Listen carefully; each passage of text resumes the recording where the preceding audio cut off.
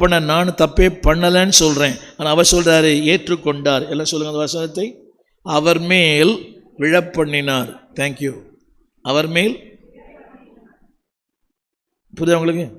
நான் தான் தப்பு பண்ணேன், நான் தான் அப்படி சொன்னேன், நான் தான் அப்படி செஞ்சேன், நான் தான் எல்லாமே பண்ணேன்.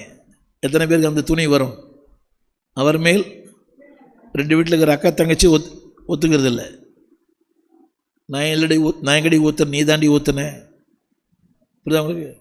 நான் என்னென்ன ஒழுங்காக தான் பண்ணிட்டு வந்தேன், நீ தான் ஒழுங்காக பண்ணலை.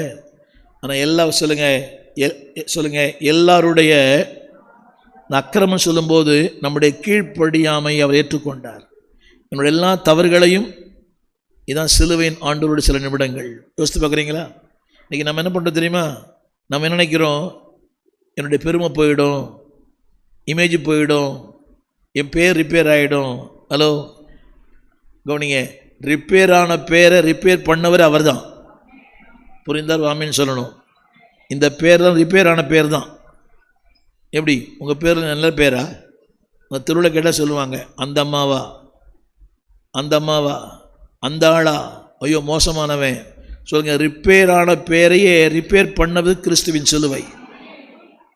ஆனால் என்ன பண்ணிடாங்க, திருப்பி நீங்கள் ரிப்பேர் பண்ணிடாதீங்க. இன்றைக்கி ரிப்பேர் இல்லாத பேரே இல்லை.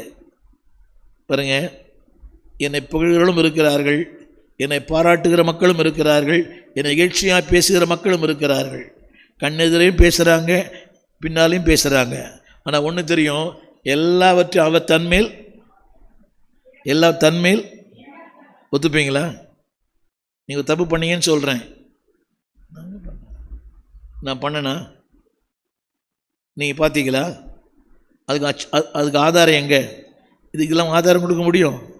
இப்படி பேசுனீங்க, இப்படி பண்ணீங்க, இப்படிலாம் செஞ்சீங்க, என்ன ஆதாரம்? ஹலோ, இதுக்கு எல்லாமே அது ஒரு வார்த்தை போட்டிருக்கிறேன், எல்லாமே எனக்காக. சொல்லுங்கள், எல்லாமே எனக்காக தான். எல்லாமே எனக்காக. இகழப்பட்டது, பரியாசம் பண்ணப்பட்டது, அதாவது அக்கிரமக்காரர்கள் ஒருவனாக எண்ணப்பட்டது. முடியுமா இது?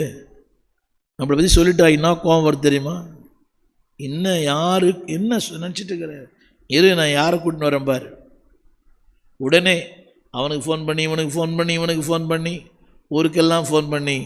நான் சொல்லுகிற சத்தியம் என்னவென்றால், இதுதான் சிலுவையின் வாழ்க்கை. இதுதான் சிலுவைக்கு சொந்தம் கொண்டாடுகிற உறவு. எல்லாவற்றையும்